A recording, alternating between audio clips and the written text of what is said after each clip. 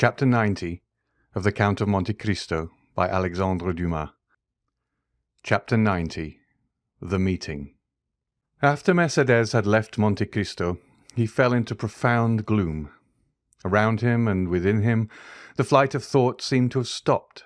His energetic mind slumbered, as the body does after extreme fatigue. "What?" said he to himself, while the lamp and the wax lights were nearly burnt out, and the servants were waiting impatiently in the ante-room.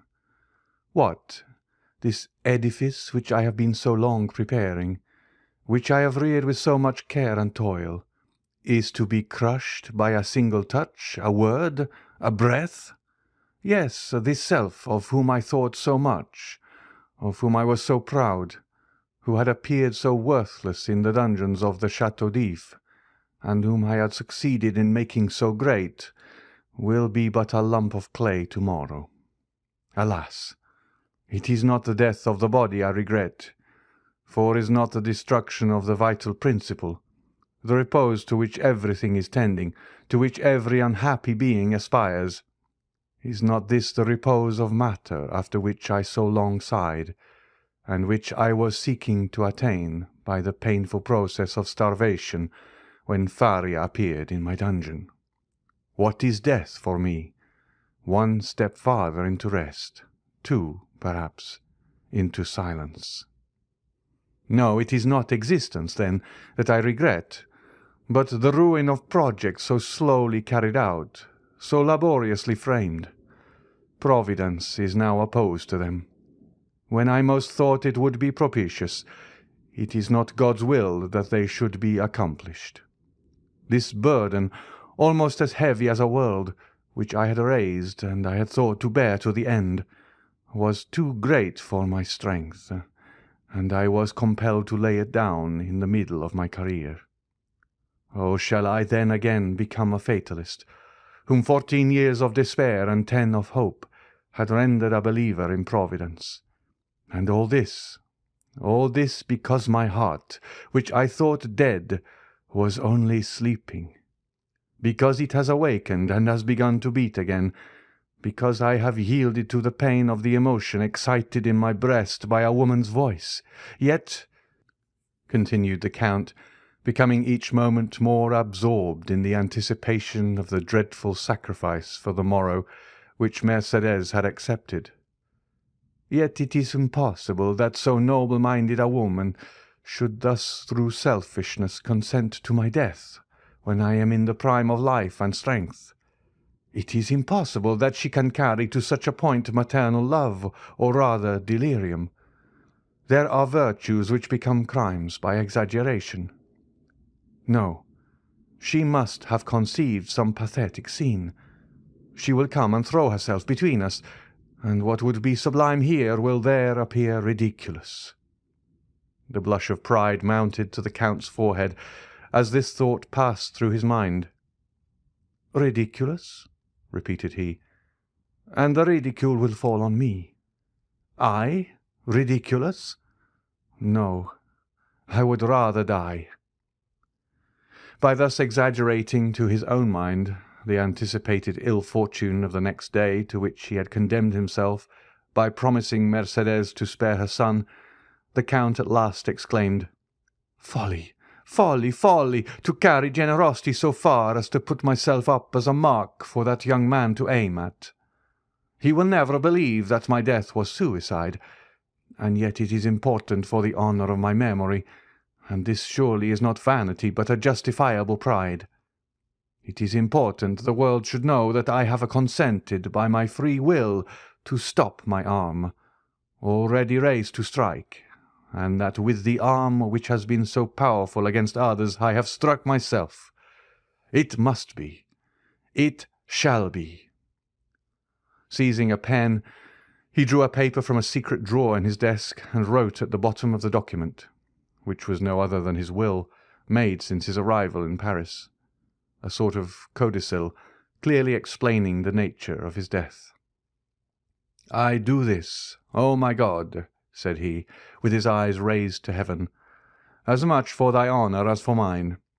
I have during 10 years considered myself the agent of thy vengeance, and other wretches like Morcerf, Danglars, Villefort, even Morcerf himself, must not imagine that chance has freed them from their enemy. Let them know, on the contrary, that their punishment, which had been decreed by Providence, is only delayed by my present determination, and although they escape it in this world, it awaits them in another, and that they are only exchanging time for eternity." While he was thus agitated by gloomy uncertainties, wretched waking dreams of grief, the first rays of morning pierced his windows, and shone upon the pale blue paper on which he had just inscribed his justification of Providence. It was just 5 o'clock in the morning, when a slight noise like a stifled sigh reached his ear.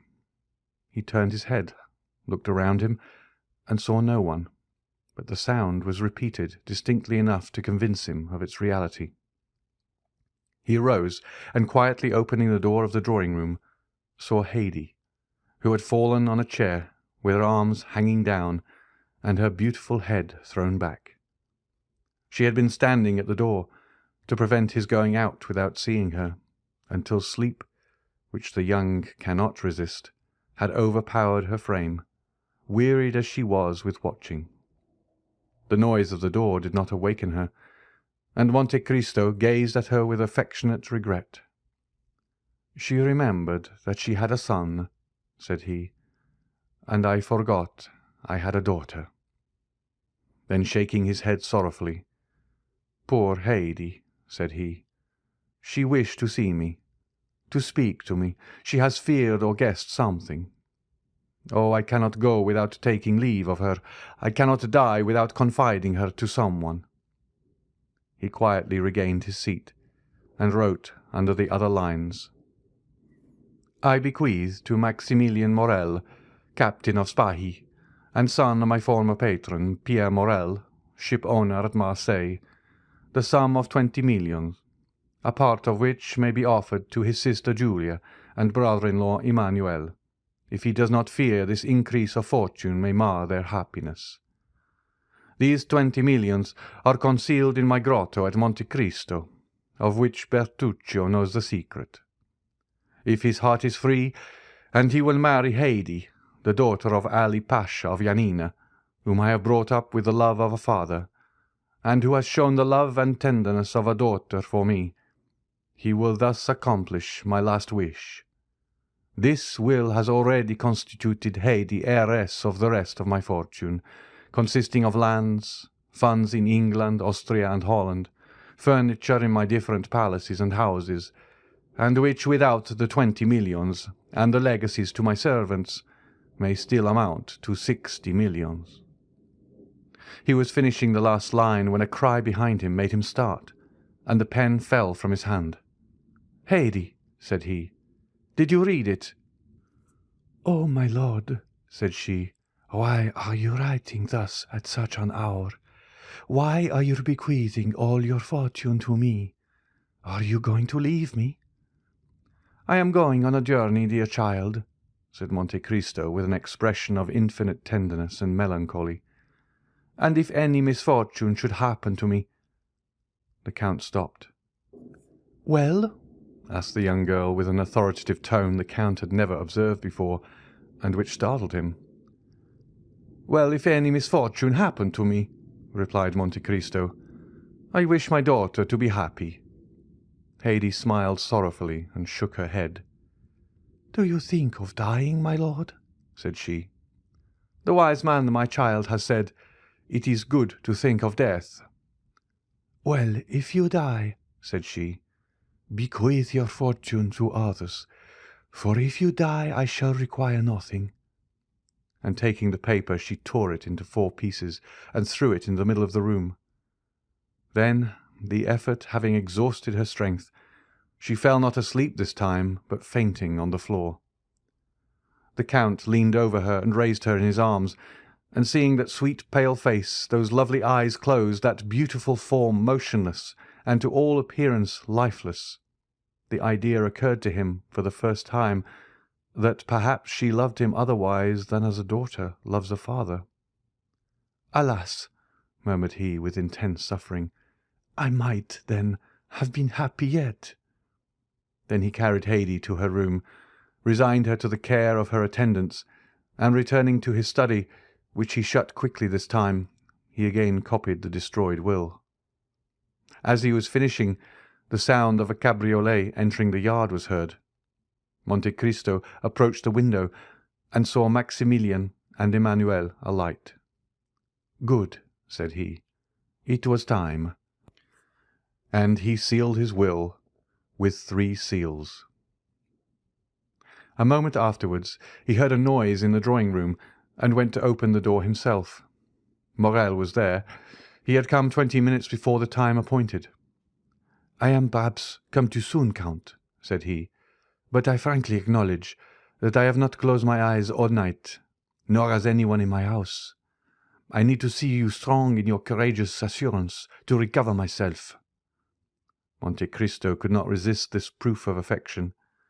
He not only extended his hand to the young man, but flew to him with open arms.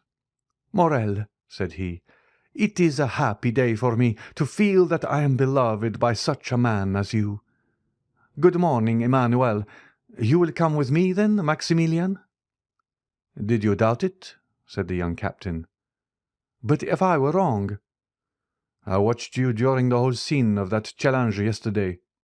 I have been thinking of your firmness all night, and I said to myself that justice must be on your side, or man's countenance is no longer to be relied on."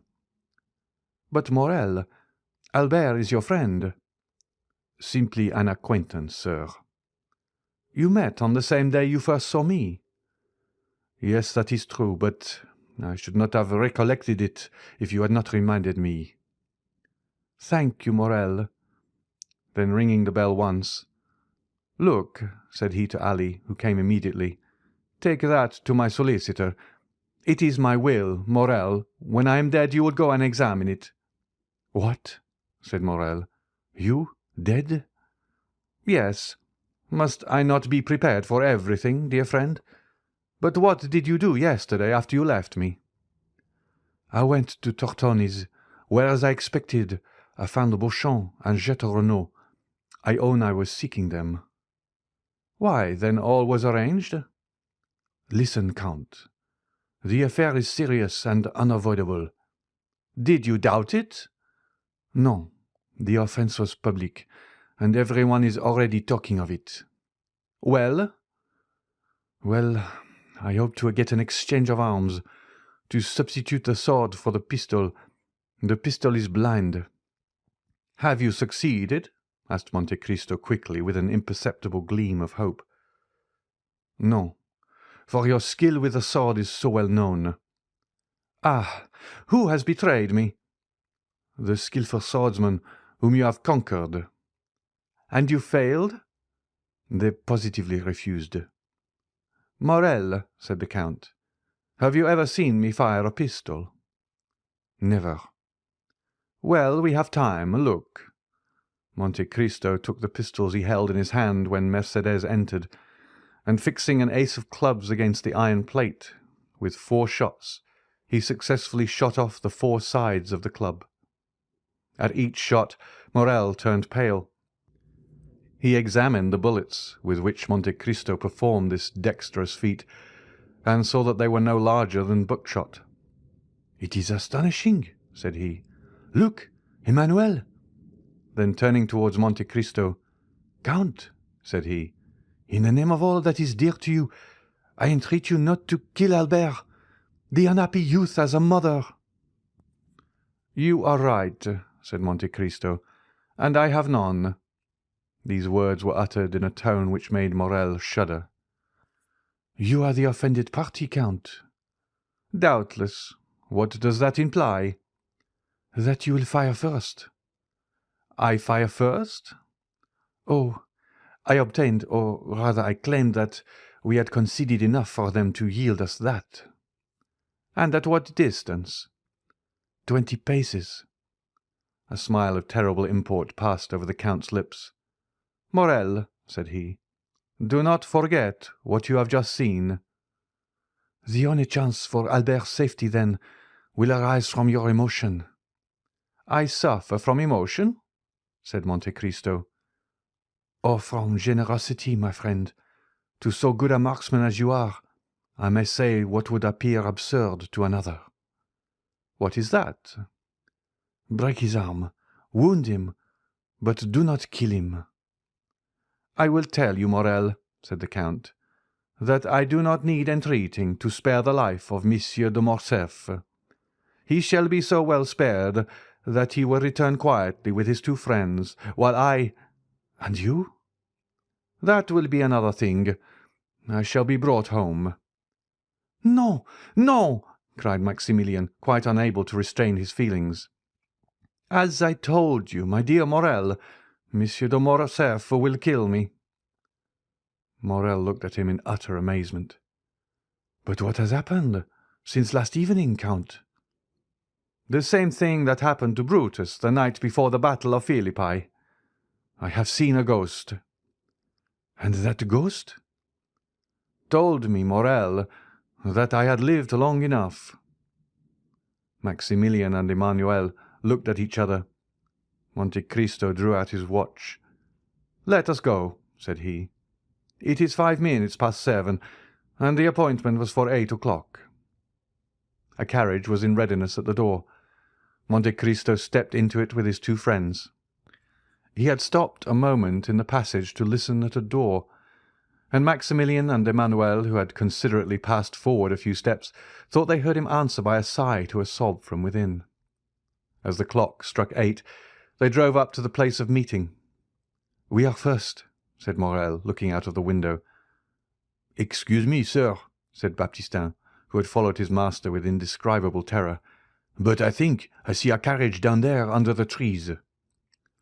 Monte Cristo sprang lightly from the carriage, and offered his hand to assist Emmanuel and Maximilian. The latter retained the Count's hand between his.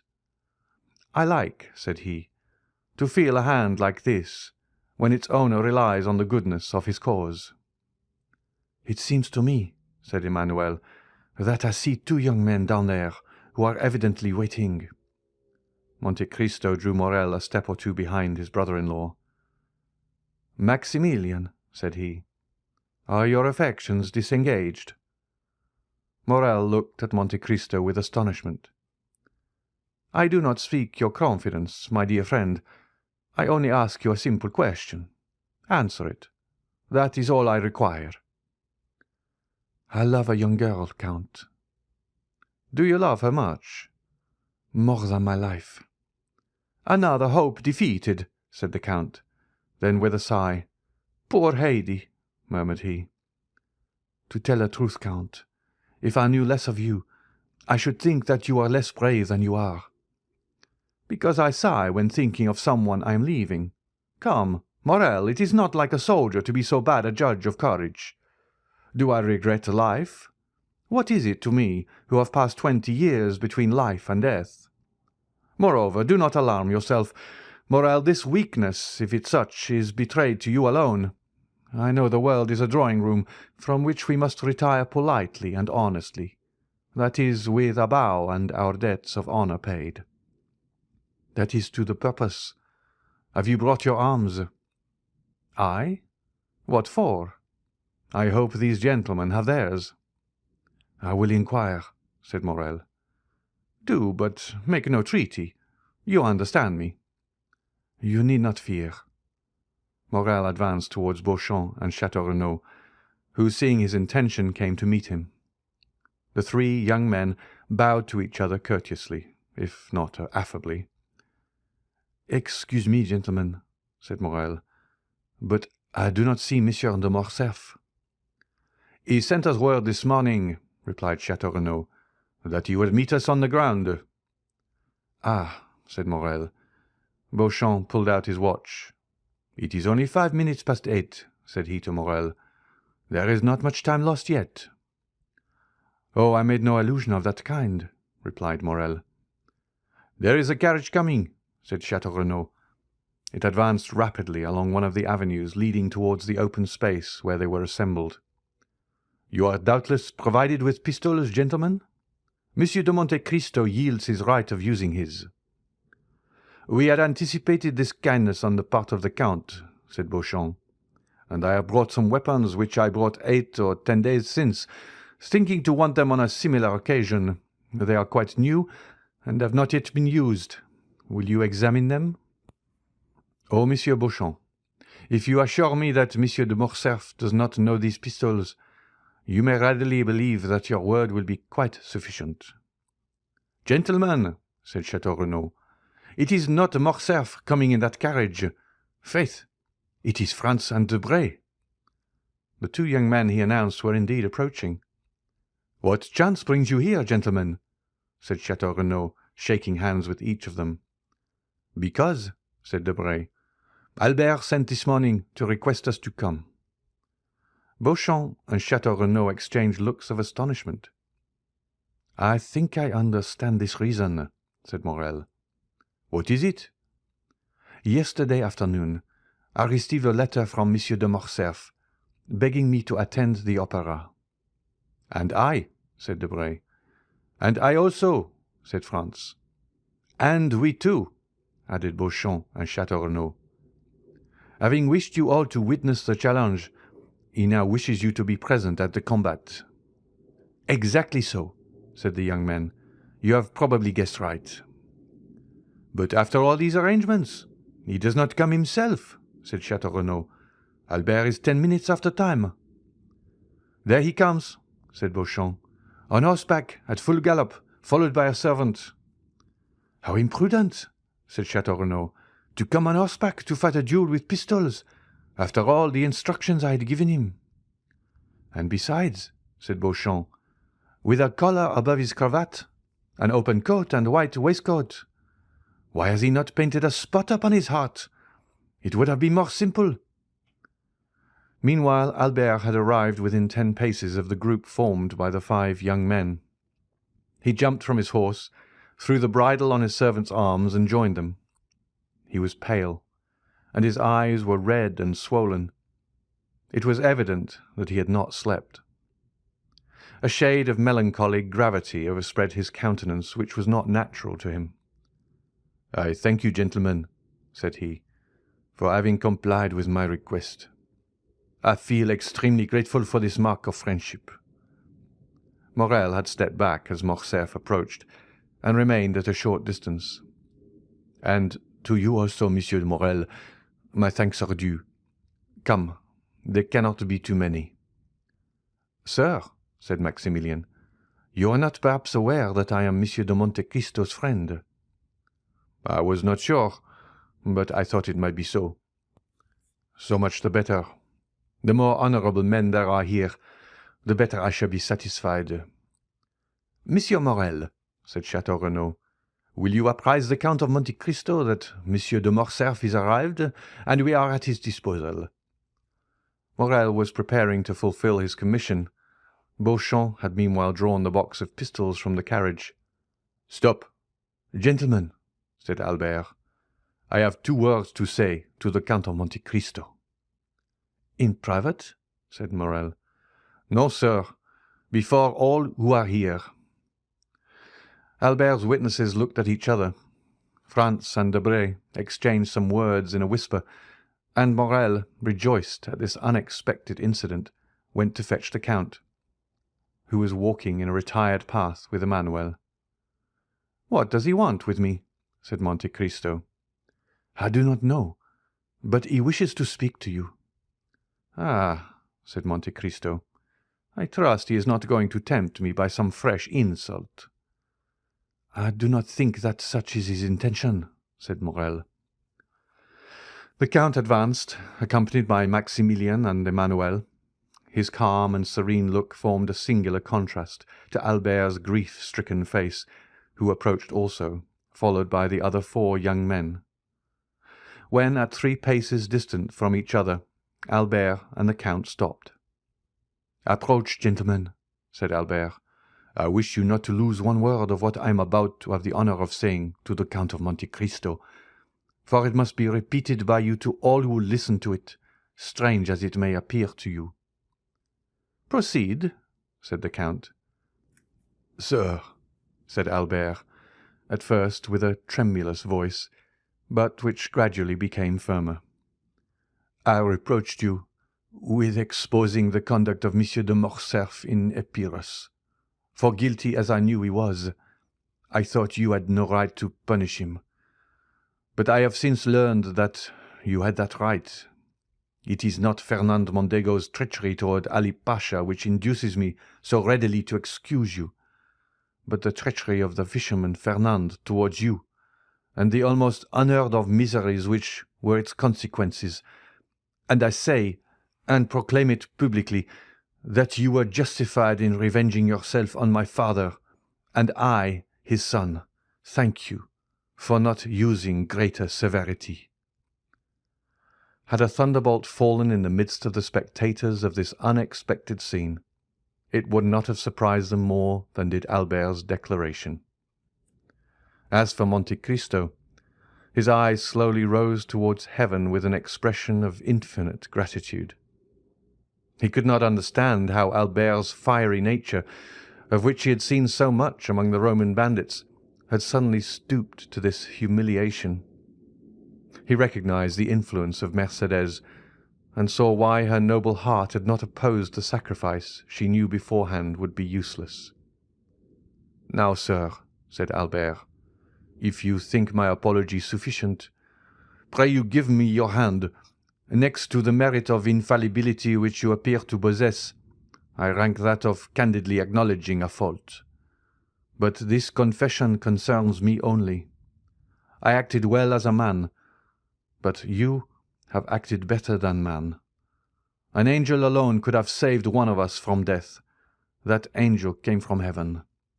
If not to make us friends, which, alas, fatality renders impossible, at least to make us esteem each other."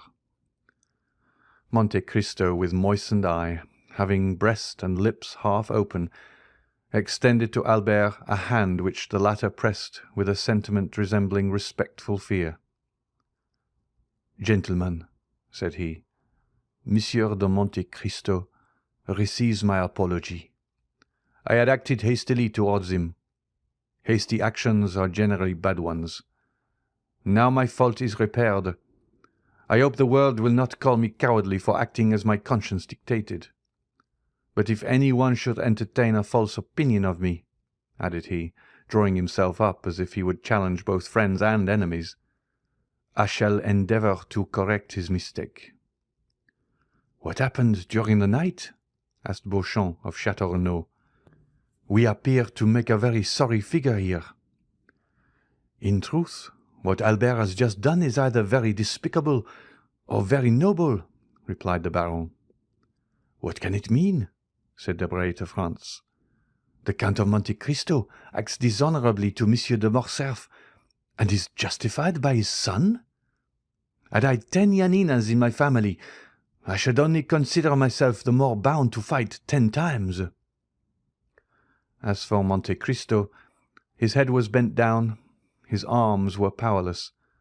Bowing under the weight of 24 years' reminiscences, he thought not of Albert, of Beauchamp, of Château Renaud, or of any of that group, but he thought of that courageous woman who had come to plead for her son's life, to whom he had offered his, and who had now saved it by the revelation of a dreadful family secret, capable of destroying for ever in that young man's heart every feeling of filial piety. "Providence still," murmured he. "Now only am I fully convinced of being the emissary of God." End of chapter 90.